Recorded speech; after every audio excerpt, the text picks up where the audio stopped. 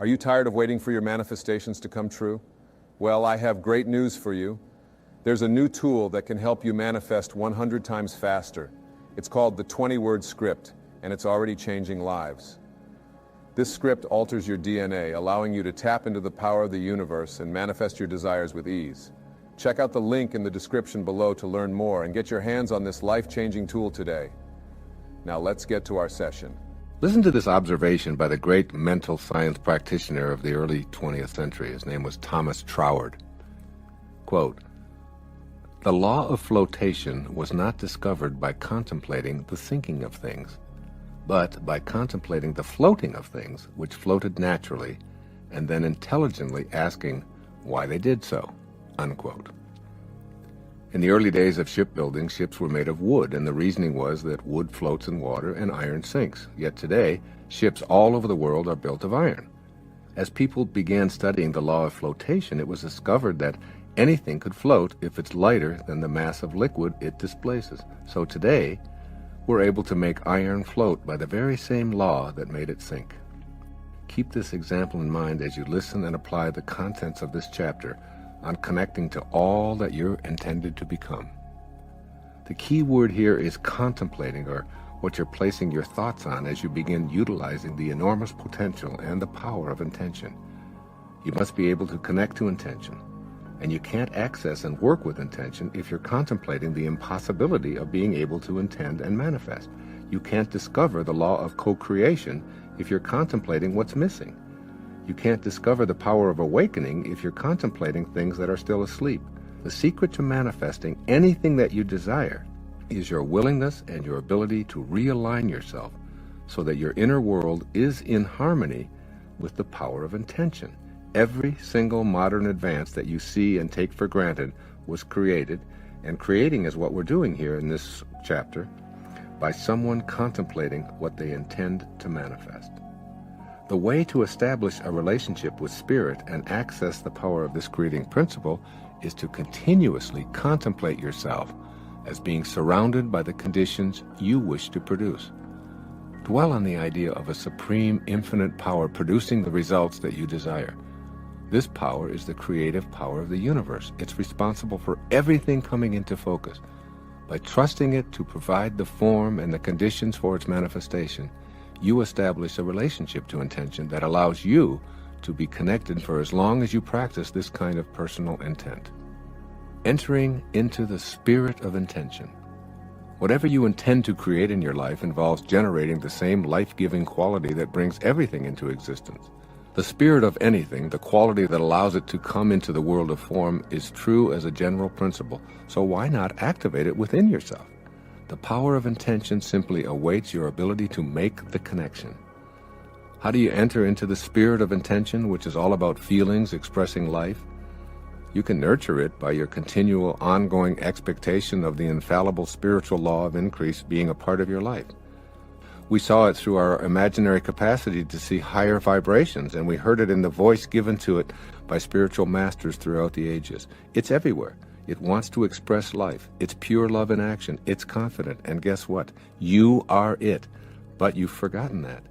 You need to simply trust your ability to cheerfully rely upon spirit to express itself through and for you. Your task is to contemplate the energies of life, love, beauty, and kindness. Every action that's in harmony with this originating principle of intention gives expression to your own personal power of intention. Applying the 7 phases for connecting to intention. Having been in the business of human development for most of my life, the question I most frequently hear is, how do I go about getting what I want?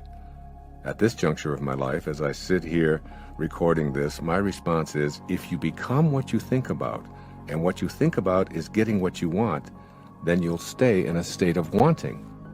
So the answer to how to get what you want is to reframe the question. How do I go about getting what I intend to create or co-create? My answer to that question is in the remainder of this chapter, but my short answer is this. You get what you intend to create by being in harmony with the power of intention, which is responsible for all of creation. Underline that in your mind. I'll say it again. You get what you intend to create by being in harmony with the power of intention, which is responsible for all of creation. So, begin to remove that ego burden from your shoulders and reconnect to intention. When you lay your ego aside and return to that from which you originally emanated, you'll begin to immediately see the power of intention working with, for, and through you in a multitude of ways. Here are those 7 faces revisited to help you to begin to make them a part of your life. First, be creative. Being creative means trusting your own purpose and having an attitude of unbending intent in your daily thoughts and activities. Staying creative means giving form to your personal intentions. A way to start giving them form is to literally put them in writing. For instance, in my writing space here on Maui, I've written out my intentions, and here are a few of them that stare at me each day as I write. My intention is for all of my activities to be directed by Spirit. My intention is to love and radiate my love to my writing and any who might hear these words.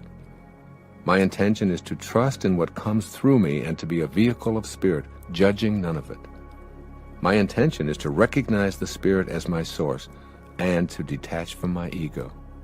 My intention is to do all that I can to elevate the collective consciousness to be more closely in rapport with the Spirit of the originating supreme power of intention. To express your creativity and put your own intentions into the world of the manifest, I recommend that you practice something called japa, a technique first offered by the ancient Vedas. Japa meditation is the repetition of the sound of the names of God while simultaneously focusing on what you intend to manifest. Repeating the sound within the name of God while asking for what you want generates creative energy to manifest your desires. And your desires are the movement of the universal mind within you. Now you may be skeptical about the feasibility of such an undertaking. Well, I ask you to open yourself up to this idea of japa as an expression of your creative link to intention. I won't describe the method in depth here because I've written an entire book about it with an accompanying CD by Hay House called Getting in the Gap, Making Conscious Contact with God Through Meditation, and I urge you to read that and practice it. For now, just know that I consider meditating and practicing japa essential in the quest to realign yourself with the power of intention. That power is creation, and you need to be in your own unique state of creativity to collaborate with the power of intention. Meditation and japa are surefire ways to do so. Secondly, be kind. A fundamental attribute of the supreme originating power is called kindness. All that's manifested is brought here to thrive. It takes a kindly power to want what it creates to thrive and multiply. Were this not the case, then all that's created would be destroyed by the same power that created it. In order to reconnect to intention, you must be on the same kindness wavelength as intention itself. Make an effort to live in cheerful kindness. It's a much higher energy than sadness or malevolence, and it makes the manifestation of your desires possible. It's through giving that we receive. It's through acts of kindness directed toward others that our immune systems are strengthened and even our serotonin levels increased. This idea of extending kindness is particularly relevant in how you deal with people who are helpless, elderly, mentally challenged, poor, disabled, and so on. These people are all part of God's perfection. They too have a divine purpose, and since all of us are connected to each other through spirit, their purpose and intent is also connected to you. Extend thoughts of kindness everywhere. Practice kindness towards earth by picking up a piece of litter that's on your path, or saying a silent prayer of gratitude for the existence of rain, the color of flowers, or even the paper that you hold in your hand that was donated by a tree. The universe responds in kind to what you elect to radiate outward. If you say with kindness in your voice and in your heart, "How may I serve you?" the universe's response will be, "How may I serve you as well?" It's called attractor energy. It's this spirit of cooperation with all of life that emerges from the essence of intention. And this spirit of kindness is one that you must learn to match if connecting back to intention is your desire. My daughter Summer has written from her experience about how small acts of kindness go a long way. Here's what she said in an essay she wrote. I was getting off the turnpike one rainy afternoon and I pulled up to the toll booth while fumbling through my purse. The woman smiled at me and said, "The car before you has paid your toll."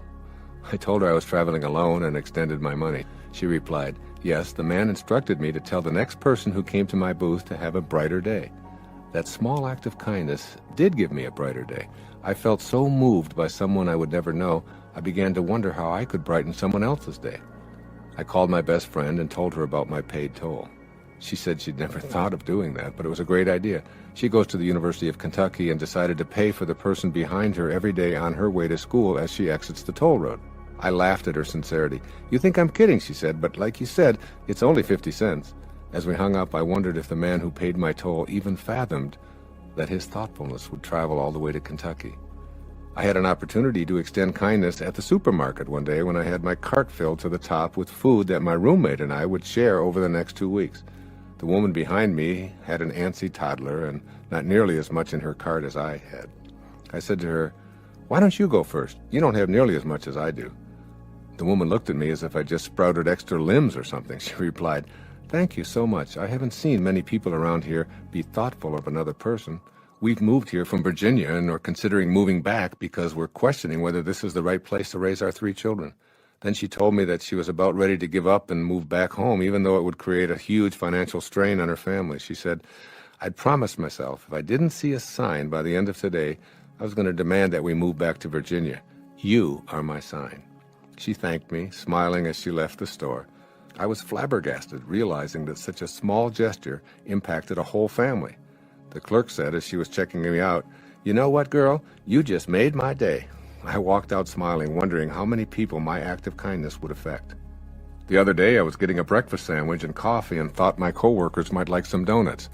The 4 guys I work with at the stables live in little apartments at the front of the barns. None of them have a car, but they share a bike. I explained to them that the donuts were for them. The look of gratitude on each of their faces was rewarding in an immeasurable way. I haven't really worked here all that long, and I think that those 12 small donuts helped to break the ice a little bit. My small act of kindness turned into something huge as the week went on. We started looking out for one another more carefully and working like a team. The third way to connect to intention is to be love. Ponder these words thoughtfully. God is love, and he that dwelleth in love dwelleth in me, and I in him. That is God talking, so to speak, keeping in mind the central theme of this chapter, and in fact, this entire program, that you must learn to be like the energy that allowed you to be here in the first place. Then being in a state of love is absolutely necessary for you to reconnect to intention. For the purposes of this chapter, I'd like you to think about love in the following 2 ways. First, love is cooperation rather than competition. What I'd like you to be able to experience right here in physical form on planet Earth is the essence of the spiritual plane. If this were possible, it would mean that your very life is a manifestation of love. Were this to be true for you, you'd see all of life living together in harmony and cooperating with each other. You'd sense that the power of intention that originates all life cooperates with all other life forms to ensure growth and survival. You'd note that we all share the same life force, and the same invisible intelligence that beats my heart and your heart beats the heart of everyone on this planet. And secondly, love is the force behind the will of God. I'm not suggesting the kind of love that we define as affection or sentiment, nor is this kind of love a feeling that seeks to please and press favors on others. Imagine a kind of love that is the power of intention, the very energy that is the cause behind all of creation. It's the spiritual vibration that carries divine intentions from formless to concrete expression. It creates new thought form, changes matter, vivifies all things, and holds the cosmos together beyond time and space. It's in every one of us. It is what God is. Our fourth way of reconnecting to intention. Be beauty. Emily Dickinson once wrote, "Beauty is not caused, it is." As you awaken to your divine nature, you'll begin to appreciate beauty in everything you see and touch and experience. You were brought into this world from that which perceived you as an expression of beauty. It couldn't have done so if it thought you to be otherwise. For if it has the power to create, it also possesses the power not to do so. The choice to do so is predicated on the supposition that you're an expression of loving beauty. This is true for everything and everyone that emanates from the power of intention. Here's a favorite story of mine that illustrates appreciating beauty where you once didn't. It was told by Guru Mai in her beautiful book, Kindle My Heart. Quote, There was a man who did not like his in-laws because he felt they took up more space in the house than they should. He went to a teacher who lived nearby, as he had heard a lot about him, and he said, "Please, please do something. I cannot bear my in-laws anymore. I love my wife, but my in-laws, never. They take up so much space in the house. Somehow I feel that they're always in my way." Well, the teacher asked him, "Do you have some chickens?" "Yes, I do," he said. "Then put all of your chickens inside the house." He did what the teacher said and then went back to him, and the teacher asked, "Is the problem solved?" He said, "No, it's worse." "Do you have any sheep?" he asked. "Yes." "Well, bring all the sheep inside." He did so, and he returned to the teacher. He said, "Is the problem now solved?" He said, "No, it's getting worse." He says, "Well, then do you have a dog?" He said, "Well, yes, I have. I have several." "Well," he said, "take all of those dogs back into the house." Finally, the man ran back to the teacher and said, "I came to you for help, but you're making my life worse than ever." The teacher said to him, "Now send all the chickens, the sheep, and the dogs back outside." The man went home and emptied the house of all the animals. There was so much space, he went back to the teacher. "Thank you," he said. "Thank you. You've solved all my problems." Number 5, as a way to connect to intention, be ever expansive. The next time you see a garden full of flowers, observe the flowers that are alive and compare them to the flowers that you believe are dead. What's the difference? The dried up, dead flowers are no longer growing, while the alive flowers are indeed still growing. The all-emerging universal force that intended you into beingness and commences all of life is always growing and perpetually expanding. As with all 7 of these faces of intention, by reason of its universality, it must have a common nature with yours. By being in a state of ever-expanding and growing intellectually, emotionally, and spiritually, you're identifying with the universal mind. 6th, be abundant. Intention is endlessly abundant. There's no scarcity in the universal invisible world of spirit. As you contemplate connecting to intention, know in your heart that any attitude that you have that reflects a scarcity consciousness will hold you back. A reminder here is in order. You must match intention's attributes with your own in order to capitalize on those powers in your own life. When you shift to an abundance mindset, you repeat to yourself over and over and over again that you're unlimited because you emanated from the inexhaustible supply of intention. As this picture solidifies, you begin to act on this attitude of unbending intent. There's no other possibility. We become what we think about, and as Emerson reminded us, quote, "The ancestor to every action is a thought," unquote. As these thoughts of plenitude and excessive sufficiency become your way of thinking, the all-creating force to which you're always connected will begin to work with you, in harmony with your thoughts, just as it worked with you in harmony with your thoughts of scarcity. If you think you can't manifest abundance into your life, you'll see intention agreeing with you and assisting you in the fulfillment of meager expectations. I personally seem to have arrived into this world fully connected to the abundance attributes of the spiritual world from which I emanated. As a child growing up in foster homes with poverty consciousness all around me, I was the richest kid in the orphanage, so to speak. I always thought I could have more money jingling in my pockets. I pictured it there, and I consequently acted on that picture. I'd collect soda pop bottles, shovel snow, bag groceries, cut lawns, carry out people's ashes from their coal furnaces, clean up yards, paint fences, babysit, deliver newspapers, and on and on and on. And always the universal force of abundance worked with me in providing opportunities. A snowstorm was a giant blessing for me. So too were discarded bottles by the side of the road and little old ladies who needed help carrying their groceries to their automobiles. Today, over a half a century later, I still have that abundance mentality. In a sense, I'm still collecting pop bottles, shoveling snow, and carrying out groceries for little old ladies. My vision hasn't changed, although the playing field is enlarged. It's all about having an inner picture of abundance, thinking in unlimited ways, and being open to the guidance that intention provides when you're in a state of rapport with it. And then being in a state of ecstatic gratitude and awe for how this whole thing works. Every time I see a coin on the street, I stop, I pick it up, put it into my pocket, and I say out loud, "Thank you, God, for this symbol of abundance that keeps flowing into my life." Never once have I ever said, "Why only a penny, God? You know I need a lot more than that." On this day, today, on a writing day, I arise at 4 a.m. with a knowing that my writing will complete what I've already envisioned in the contemplations of my imagination. The writing flows and letters arrive from intentions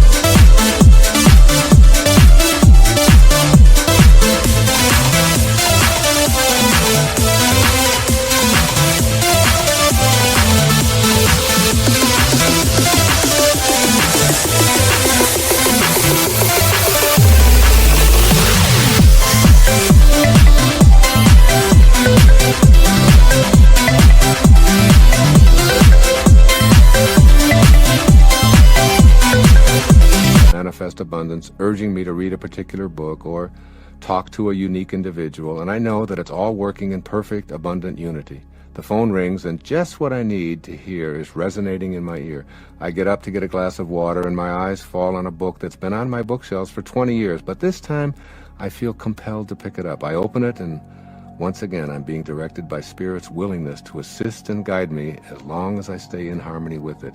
It goes on and on and on in my life, and I'm reminded of Rumi's poetic words from 800 years ago: sell your cleverness and purchase bewilderment. And finally, the seventh way of reconnecting to intention.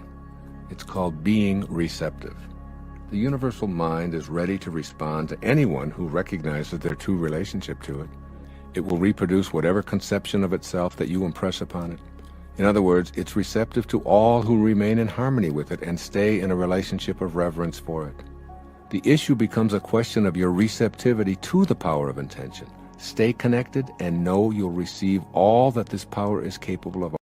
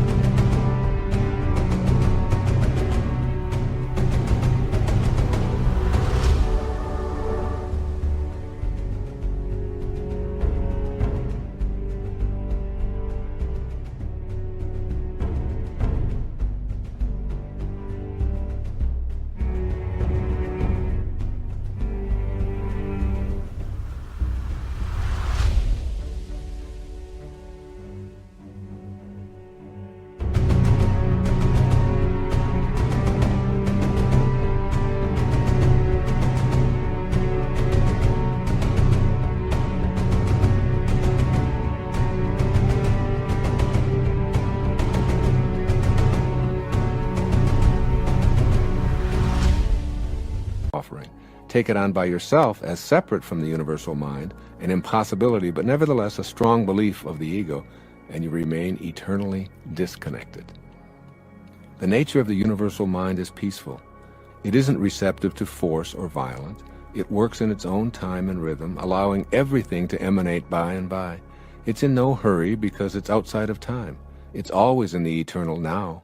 Try getting down on your hands and knees and hurrying along a tiny tomato plant sprout. Universal Spirit is at work peacefully, and your attempts to rush it or tug new life into full creative flower will destroy the entire process. Being receptive means taking on a position of allowing your senior partner to handle your life for you. I accept the guidance and assistance of the same force that created me. I let go of my ego, and I trust in this wisdom to move at its own peaceful place. I make no demands on it. This is how the all-creating field of intention creates. This is how you must think in order to reconnect to your source. You practice meditation because it allows you to receive the inner knowing of making conscious contact with God. By being peaceful, quiet, and receptive, you pattern yourself in the image of God, and you regain the power of your source. This is what this chapter, and indeed this entire program, is all about. That is, tapping into the essence of originating spirit, emulating the attributes of the creative force of intention, and manifesting into your life anything that you desire that's consistent with the universal mind, which is creativity, kindness, love, beauty, expansion, abundance, and peaceful receptivity. This concludes the steps for connecting to intention. But before you make this somersault into the inconceivable, I urge you to examine any and all self-imposed obstacles that need to be challenged and eradicated as you work anew at living and breathing this power of intention that was placed in your heart before a heart was even formed. Thank you for joining our session today. If you're ready to take your manifestation game to the next level, head over to the link in the description and get your own copy of the script today to unlock the power of the universe and manifest your dreams with ease.